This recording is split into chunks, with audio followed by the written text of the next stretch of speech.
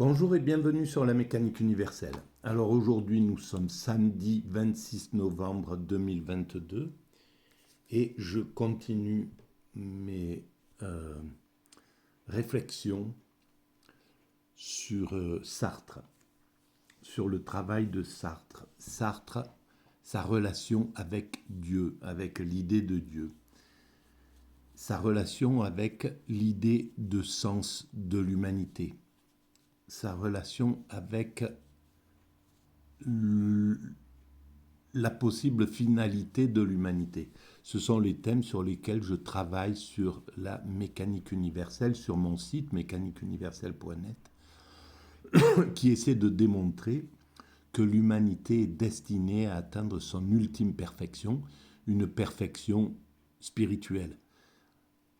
En fait, qui essaie de prouver ce que les grandes religions, toutes les grandes religions, les monothéistes, les religions monothéistes, qui imaginent la fin de l'humanité, la finalité de l'humanité, comme l'Apocalypse, l'arrivée du divin sur terre, la rencontre avec Dieu, voilà, avec ce qu'ils appellent Dieu, mais Dieu c'est quelque chose de... Malheureusement, en Occident, on s'est fait une mauvaise image de Dieu. On a fait une image de Dieu. Et c'était le travail peut-être le plus important que les religions auraient dû faire, de s'enlever cette image de Dieu, cette image du paradis, etc. Des choses, tout ce qui n'était pas visible, tout ce qui était de l'ordre de l'invisible, de l'inaccessible à l'esprit. Il est important de ne pas s'en faire une image. Et c'est ce qui fait que l'idée le terme Dieu est, peut être mal perçu et en fait est souvent rejeté, y compris justement par Sartre et par Camus, parce qu'il était désuet, voilà, il était passé de mode. À cette époque, à l'époque où Sartre écrivait et se penchait sur cette question, sur la question de l'existentialisme, dans les années 40, voilà, 30, 40, 50, et sous la poussée des philosophes comme Nietzsche,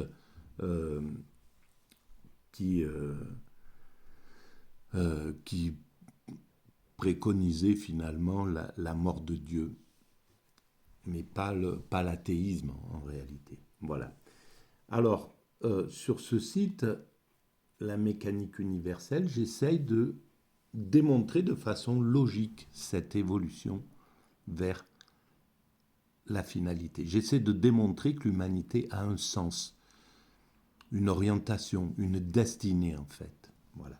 De remettre au goût du jour l'idée d'une évolution vers quelque chose. Ça a été en fait, c'est Hegel a travaillé sur ce thème, à mon sens. J'ai pas pu lire Hegel parce que c'est compliqué, mais d'après ce que je lis de manière indirecte, c'est ce que cherchait à démontrer Hegel. En tout cas, il a démontré le côté positiviste, on pourrait dire, je ne sais pas si c'est le terme exact, mais de l'évolution de l'humanité, de l'évolution de la vie, de l'évolution du principe de l'évolution de l'esprit vers un esprit supérieur. Alors, pour moi, cet esprit supérieur, c'est l'extase. Mais je ne sais pas comment l'interpréter Hegel. En tout cas, pour Sartre, ça n'est pas possible d'accéder à cet état-là. L'homme sera toujours bloqué quelque part.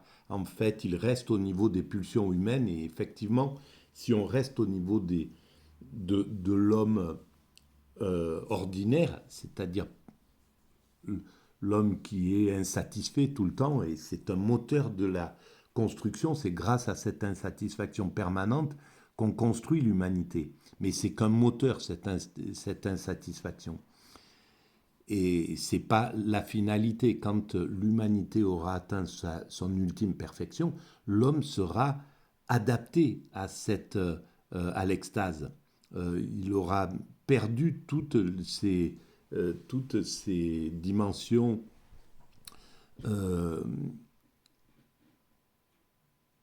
ces dimensions humaines qu'on connaît, toutes ces pulsions, voilà, tout ce qui aujourd'hui nous empêche d'être dans l'extase pour qu'on puisse travailler cette humanité et qu'on puisse la conduire grâce au travail de chaque humain qui arrive sur cette terre. On travaille tous à la construction de cette humanité, par le bien ou par le mal, c'est la même chose.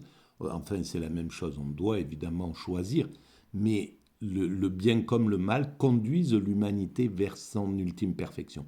Je vous renvoie à la lecture de la mécanique universelle, il y a un chapitre consacré au mal, etc. Et pour quelle raison? Parce qu'en fait, dans l'état d'extase, lorsque l'humanité aura atteint son ultime perfection, non seulement elle aura compris le sens de pourquoi nous sommes ici, quel est le sens de l'humanité, qu'est-ce que c'est que nous appelons Dieu, le divin, elle aura compris ça, c'est pour ça qu'il faudra encore des siècles pour atteindre cet état-là, mais nous y travaillons. Nous sommes le plus près possible pour l'instant de cet état de perfection, qui est un état de fonctionnement universel, de paix universelle, etc. On sent qu'on est sur cette route-là, même si la guerre actuelle, ou les chaos, ou les virus, ou tout un tas de choses nous démoralisent, on pourrait dire, nous remettent dans un état d'absurde, comme était l'état d'esprit de Sartre et de Camus quand ils écrivaient dans les années 40, en pleine guerre mondiale, dans un chaos absolument inouï, que personne ne pouvait même imaginer que l'humanité en arriverait à cet état-là. Ils étaient dans cet état-là et donc ils étaient démoralisés, on pourra dire. Ils étaient dans l'angoisse, voilà, le sentiment d'angoisse était vraiment présent, le sentiment d'absurde était présent. Donc il était difficile de projeter leur esprit vers une finalité positive, à part les grands spirituels qui maintenaient présent cette vision. La plupart des gens étaient dans un état de dépression, en somme, psychologique. Et pourtant, l'humanité est sortie de cette catastrophe qui était encore plus importante que celle que nous vivons aujourd'hui. Donc on sortira aussi de la catastrophe dans laquelle nous sommes aujourd'hui. Voilà. Et l'humanité finira par atteindre son ultime perfection. Ça prendra encore quelques siècles, mais le travail, tout ce que nous faisons travaille à cela, y compris la guerre, y compris les virus qui arrivent, y compris la catastrophe écologique. Tout cela conduit à ce que nous luttions contre des comportements, des événements, des choses, et donc que nous poussions cette humanité vers son ultime perfection qui arrivera forcément. Voilà. Alors si mes théories, si cette théorie vous intéresse, si vous pensez qu'elle mérite d'avoir un peu de visibilité pour nos frères humains qui en ignorent le sens, eh bien, voilà, il paraît que mettre un pouce, ça pousse l'affaire sur le net. Voilà. Donc je vous engage à le faire si vous le jugez utile. Alors, pour travailler sur Sartre et son concept de Dieu, j'ai choisi d'utiliser un article paru dans la revue d'histoire et de philosophie religieuse en 1967, écrit par Peter Kemp, Le concept de Dieu chez Sartre. Il est limpide, il est clair, et il m'éclaire clairement vraiment cette relation. Et je ne pourrais pas le faire à travers un ouvrage, il faudrait que je lise toute l'œuvre de Sartre, que je conserve toutes les choses importantes liées à ce que je cherche à éclairer. Et donc c'est hors de ma portée. Je suis un philosophe naïf, archaïque, et, et voilà, qui n'a pas la structure universitaire qui permettrait de faire ça, ni la patience d'ailleurs de le faire. Voilà, donc le concept de Dieu chez Sartre, Peter Kemp. Je vais continuer à lire, c'est la 5e vidéo. D'accord, il faut que je me retrouve exactement où j'en étais.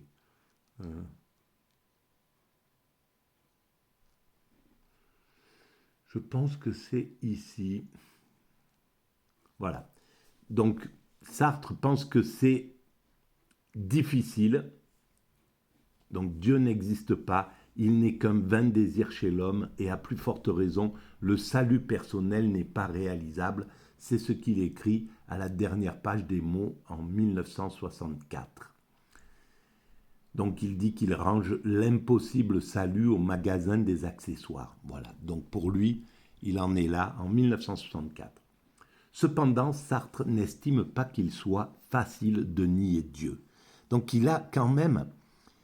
C'est la grande différence avec Camus. Camus, pour lui, c'est facile, il décide de mettre Dieu à distance et de ne pas s'en occuper, mais ça l'arrange, c'est pour son confort personnel en réalité, et pour aussi comme proposition, comme en pensant que ça allait sauver tout le monde. Tout ça parce qu'il prend son désir, il prend son existence pour la réalité. Il prend voilà, comme on dit, on prend son désir pour la généralité.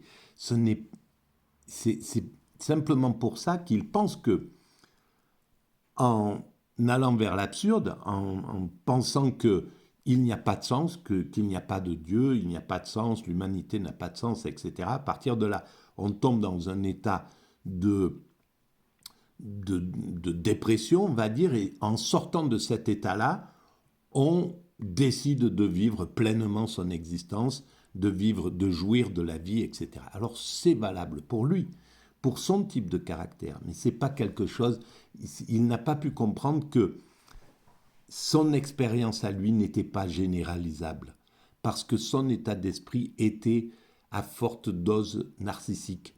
Et l'humanité, ça concerne en fait 3, 4, 5% de l'humanité, de caractère humain.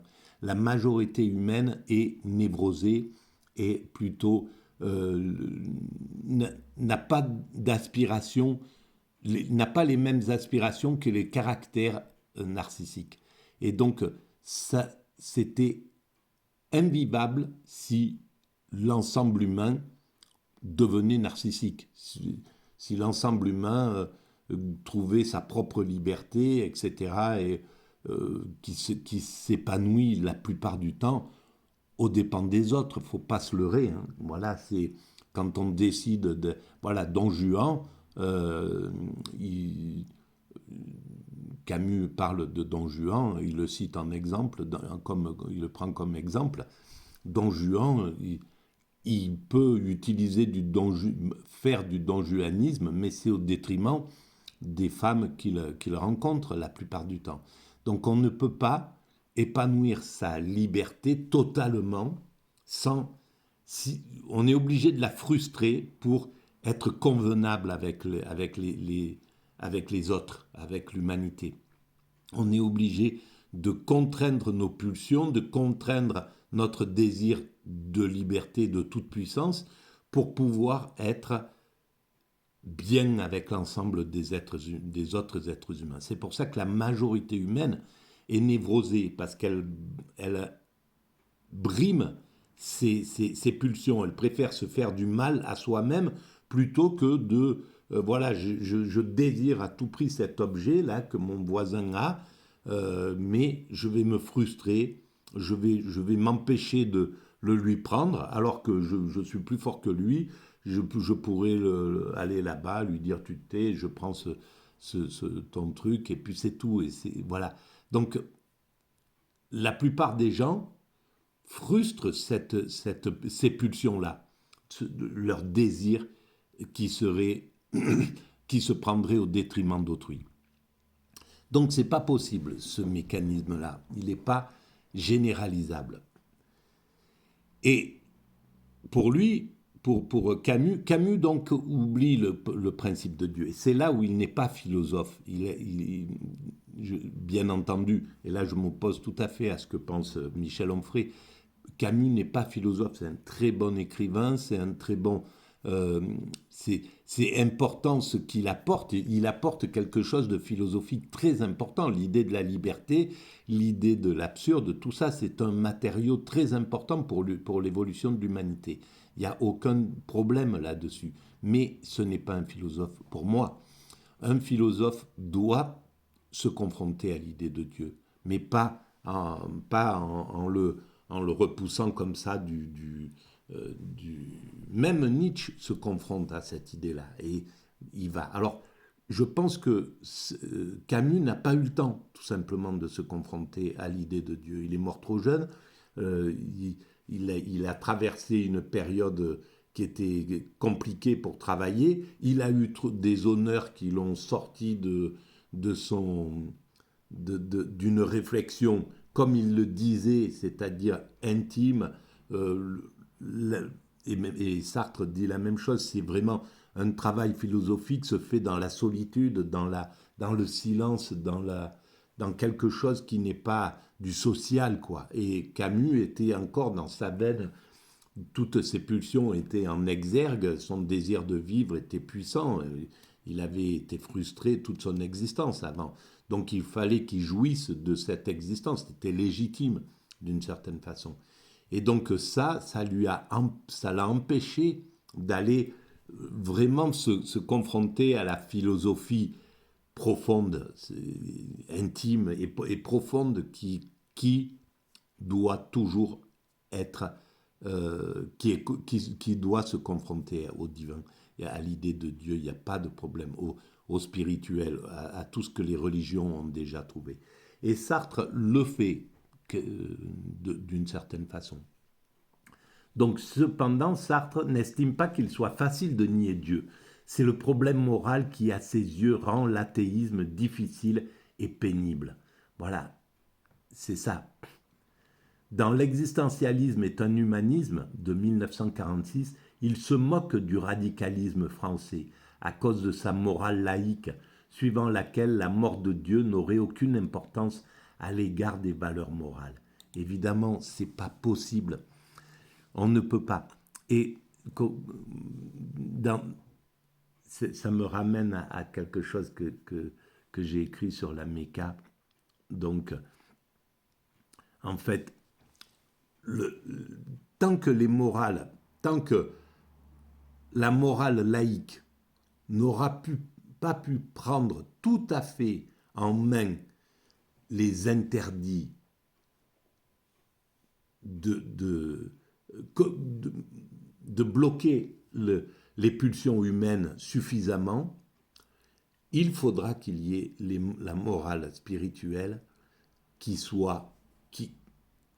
l'accompagne, qui soit quand même proche de lui, proche de la morale, proche de la loi laïque, des interdits laïques. Et les interdits laïques, on le voit, là on est dans un monde qui est déspiritualisé en Occident. Qu'est-ce qui se passe? Les transgressions, les petites transgressions minimes des êtres humains les uns envers les autres, les maltraitances, pourquoi elles ont explosé? Mais tout simplement parce qu'il n'y a pas ce lien, il n'y a plus l'interdit moral. religieux, il n'y a plus la crainte du divin, etc. Tout ce qu'a mené le religieux et qui bloquait une grande partie des désirs de transgression. Il y avait des transgressants, etc. Mais la majorité humaine essayait de se conformer aux impératifs moraux des religions. Et là, dans un monde déspiritualisé, tant que la loi n'a pas pris le relais totalement, eh bien on se retrouve avec ce qu'on est en train de vivre en Occident.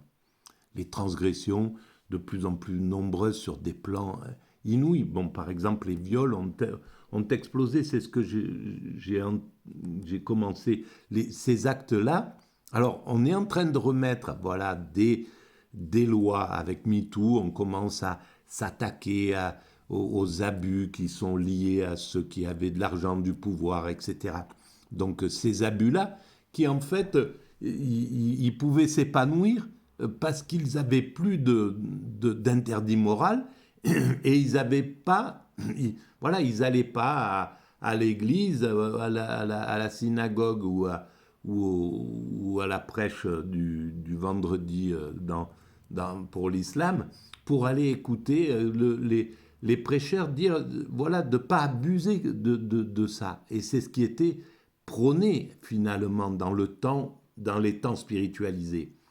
Ces interdits-là étaient diffusés, ils étaient là, il y avait un tissu social qui tenait le système comme ça.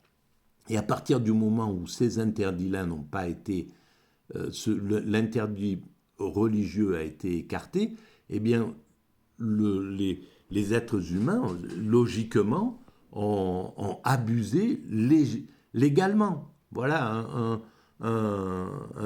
comment il s'appelle, le, le, le, le gars qui travaillait dans le cinéma, qui était producteur, voilà, un producteur qui abusait de tout ce qui passait, c'était simplement parce il était déspiritualisé et il était dans une sorte de légalité, c'était pratiquement légal. Là, on vient de mettre des lois, voilà, il a servi et c'est là où on peut pas, on ne doit pas, à mon sens, et c'est ce que j'ai écrit à l'époque sur Twitter, justement,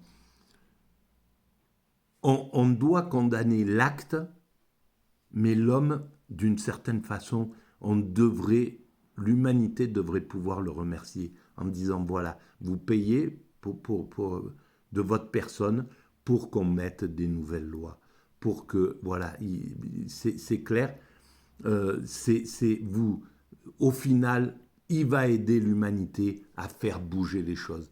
Et là, c'est là où on doit condamner les actes de façon claire, nette et précise, mais l'humain, il est quelqu'un qui aide l'humanité à évoluer. Et c'est là où, sur la mécanique universelle, sur mon site, il y a tout ce travail que j'ai fait pour le transgressant, pour l'humanité doit avoir du respect, pas du mépris pour le transgressant, quoi qu'il arrive. C'est ça le truc. Et l'aider à changer sa vision et faire son mea culpa et passer à autre chose. Mais voilà, le spirituel, la morale, et là, et Sartre, c'est là où il est un génie, parce que c'est très facile de jeter la morale, le religieux, dire oui, bon, on le voit dans les philosophes actuels, là, ouais, il y a un désir de destruction du religieux qui est tellement intense qu'on jette tout le religieux et le meilleur du religieux derrière. Voilà, c'est juste comme ça, comme on jette le communisme et toutes les valeurs, les bonnes valeurs qu'il avait aussi. Il avait des valeurs qui étaient négatives, qui étaient mauvaises, etc. Mais il avait des valeurs positives. Et on jette tout. Et ça, c'est la brutalité du néolibéralisme et qui entraîne en plus même des philosophes qui ont des capacités inouïes, qui ont fait des études, qui ont lu tout ce qu'il y avait à lire, qui auraient des capacités mais inouïes de devenir des philosophes vraiment intéressants dans cette humanité. Et ils sont pris dans le système néolibéral qui soit les agresse et donc les fait rentrer dans leur coquille voilà, ou les fait se battre, se défendre comme des chiffonniers avec un système. En plus, ils sont emmenés dans le système de la jouissance que prône le néolibéralisme pour les élites, évidemment, pas le reste du peuple y souffre. Hein. Il faut bien que tout l'argent qui arrive en haut soit pris quelque part. Il n'est pas. Voilà, donc c'est en soutirant du peuple que les élites peuvent jouir comme elles jouissent de cette existence. Grand restaurant, machin, bonne chère, bonne bouteille de vin, voyage, etc. Et notoriété et tous ces trucs. Il y a pas de critique là-dedans. C'est comme ça que se fait le monde. Mais simplement, ça les détourne d'une pensée profonde en réalité. C'est pas, ils sont dans la pensée superficielle, il n'y a aucun problème, elle est là, cette pensée-là, celle qui fait construire des livres, vendre de la philosophie, il n'y a aucun problème, c'est présent tout ça. Et c'est intéressant, ça amène des idées qui sont intéressantes. Mais ça les empêche de devenir des philosophes vraiment profonds. Et Sartre, c'est ça qu'il avait. Il s'accordait vraiment du temps. C'est dans l'interview que j'ai écoutée là, de Combat, de Michel Combat. Sartre montre qu'il était vraiment conscient de ce temps qu'il devait vraiment, de ce temps de solitude, de travail, etc., qu'il s'obligeait en fait en tant que philosophe.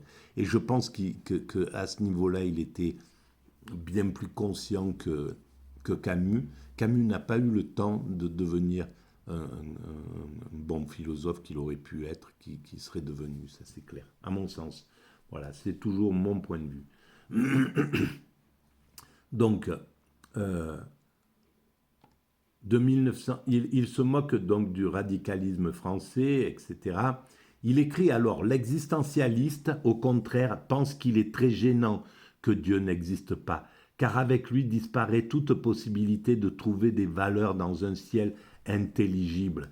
Il avait compris tout le système, mais il n'a pas pu pousser la seule porte qu'il ouvrait sur la vraie vérité, la liberté absolue, celle de l'extase, celle de la finalité de l'humanité. Il ne l'a pas trouvé. Il a trouvé toutes les autres portes. C'est ça qui est vraiment incroyable et qui est voilà, c'est dommage quoi, parce que je pense qu'il aurait même arrêté de fumer, de boire, il serait devenu centenaire parce que il se serait plus fait de mal quoi. Voilà, c'est clair. Une fois que tu as compris le sens, c'est autre chose. Bon, enfin, ça c'est vraiment. Non, non, je retire ce que j'ai dit là. Voilà. Euh, donc, il ne peut y avoir de bien a priori, puisqu'il n'y a pas de conscience infinie et parfaite pour le penser. C'est ça, il n'y a pas de bien a priori. C'est-à-dire que la morale que voulait installer Albert Camus, une morale qui parte de l'absurde, c'est possible, mais c'est un travail gigantesque pour compenser la morale religieuse. Alors oui, peut-être que, mais ça ne peut pas fonctionner comme ça, évidemment. Et elle n'est pas présente, la morale. Et il faut l'éduquer, il faut l'enseigner, même si c'est son origine, c'est comme ça que je l'explique sur la mécanique universelle, elle décline d'une morale instinctive qu'il y a déjà chez les autres primates naturels, dans la nature, dans la vie en elle-même, il y a une morale instinctive qui est là, celle qui empêche le dominant même quand le loup subalterne lui tend le cou, de le mordre et de le faire souffrir ou de le torturer ou de le tuer. Voilà, il s'arrête là. Donc, alors on va dire que c'est l'économie de moyens, etc. Mais en tout cas, c'est ça l'origine de notre morale, à mon sens. Voilà. On la retrouve d'ailleurs chez l'homme.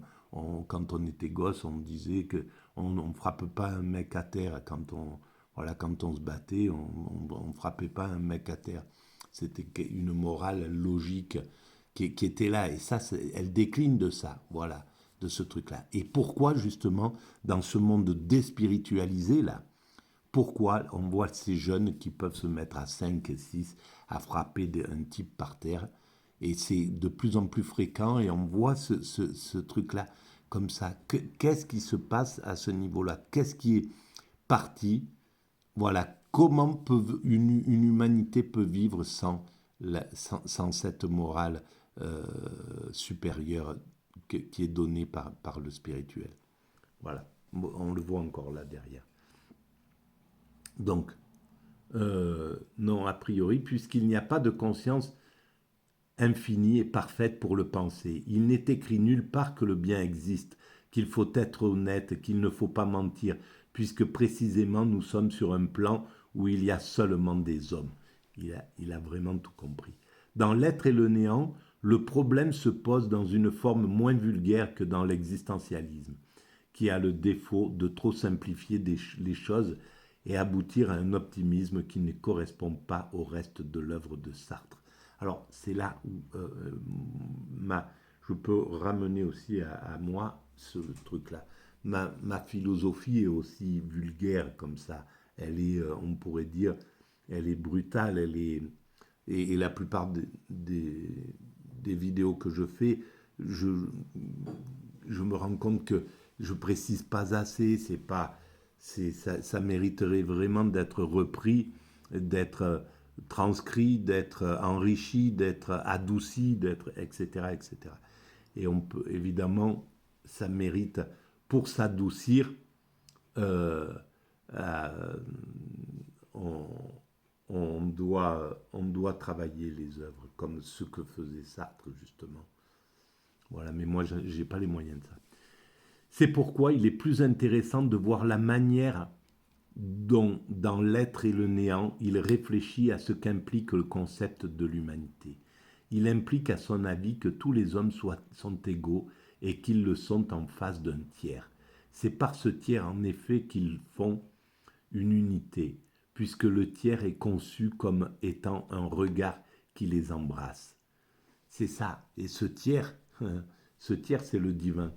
Aucun homme n'est capable de poser l'humanité comme réelle, c'est-à-dire de mettre tous les membres au même rang, parce que si l'humanité ou l'égalité humaine n'était posée que par un être humain, l'humanité serait un objet pour lui et il en serait par définition distincte. Et c'est exactement ce qui se passe avec le matérialisme. Il rend tous les êtres humains comme des objets. On peut plus penser l'être humain comme étant une somme du divin. Et en fait, quand on dit que Dieu, quand je dis moi que Dieu est dans l'atome, ça veut dire que tout est divin en somme. On ne doit rien maltraiter. Voilà, parce que tout est divin. L'autre humain, c'est une parcelle du divin. Voilà, il est constitué de divin en somme. Ce qui serait une contradiction. Donc il en serait par définition distincte, ce qui serait une contradiction puisque l'humanité se définit comme l'égalité de tous les hommes. Par conséquent, le concept de l'humanité se dissout, étant donné qu'il n'y a pas un tiers, à savoir un sujet, qui regarde tout le monde, mais ne peut jamais être regardé, c'est-à-dire Dieu. Voilà. Or, Dieu, ici, n'est que cette altérité que les hommes s'efforcent de réaliser en vue de se constituer comme humanité. Ils ne l'ont pas réalisé, il se donne le divin justement par cette contradiction-là. C'est parce qu'on ne peut pas penser le monde sans cette identité extérieure à nous-mêmes, qu'on est obligé de le concevoir au fond. Voilà, on ne peut pas imaginer, le monde étant créé bien au-delà de nous-mêmes, cet univers, nous ne pouvons être là que parce que cet univers a été créé. On ne peut pas à ce moment-là déjà se, se poser devant un monde qui n'aurait pas de sens, qui n'aurait pas de... Il y a quelque chose qui est créé bien au-delà de nous. Ça serait aussi insensé que de penser que nous sommes les créateurs de notre Père et de notre Mère, qu'on n'avait pas besoin en fait d'eux, que ça soit qu'on se crée à partir de nous-mêmes. Mais si, on ne peut pas ne pas tenir compte du fait qu'on est engendré par quelque chose. Or, Dieu ici n'est que l'altérité, que cette altérité que les hommes s'efforcent de réaliser en vue de se constituer comme humanité. Parce qu'ils ne voulaient pas, parce qu'ils voulaient à tout prix s'écarter du spirituel, des idées qu'avait amené le spirituel, des concepts de la philosophie proposée par les spirituels. Il était en combat contre elle, il est obligé de dire Dieu n'est que l'altérité que les hommes. Donc les hommes ont construit ce Dieu pour. Mais c'est toujours pareil, ça reste toujours la construction de Dieu, c'est toujours dans le narcissisme, c'est toujours dans l'idée de toute puissance. En fait, c'est toujours Dieu, l'homme qui crée Dieu pour pouvoir. Donc il est toujours dans la toute puissance, l'homme. Et c'est ça qui est condamnable en réalité. En vue de se constituer comme humanité. En conséquence, cette humanité ne peut avoir une existence réelle et elle ne se propose à chaque conscience individuelle que comme un idéal impossible à atteindre.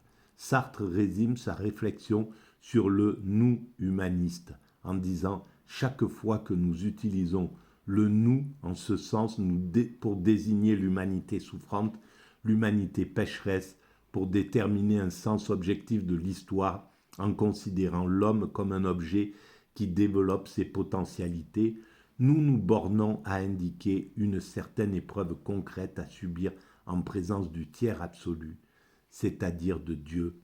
Ainsi, le concept limite d'humanité comme la totalité du nous-objet et le concept limite de Dieu s'impliquent l'un l'autre et sont corrélatifs.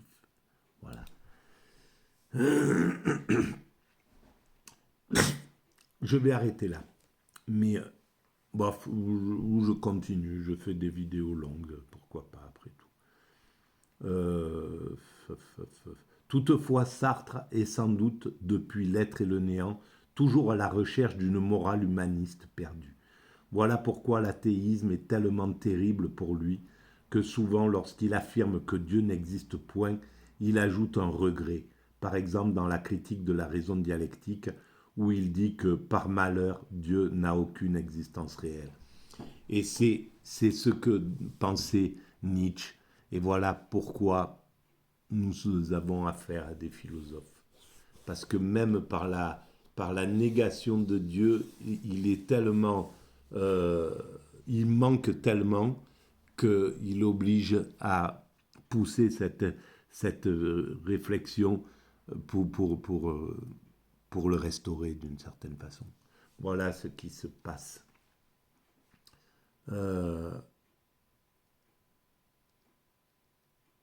Voilà.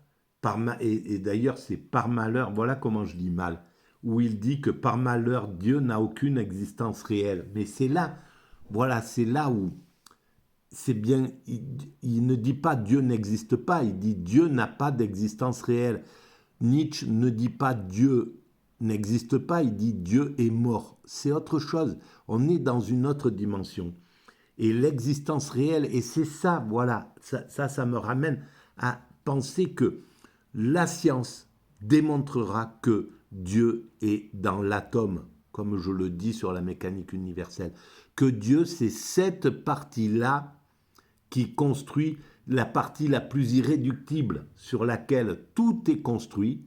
Tout cet univers est fait sur une particule élémentaire, une particule, quelque chose qui est identique à tout dans cet univers, au vide comme au reste.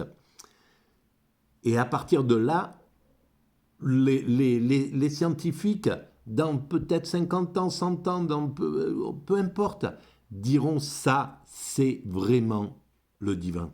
Voilà, le divin est là. Donc le divin est présent dans cette création. Il est là, il constitue tout, donc il nous constitue aussi. Donc on est... et ce divin a un but, c'est-à-dire l'extase, donc l'amour absolu. Donc ce divin est bien, cohérent avec ce que disent les religions. Et donc chaque être humain, chaque vie, chaque chose qui vit sur cette planète est à déifier, est à respecter absolument. Et donc, c'est logique qu'on aille vers la paix universelle, vers l'amour universel, vers cette chose et qu'on construise ce monde sous un respect absolu de ce divin qu'il a voulu ainsi, etc., etc. Voilà comment, à mon sens, pourra évoluer l'humanité dans ce sens-là. Voilà, j'arrête là pour cette vidéo. Merci à vous.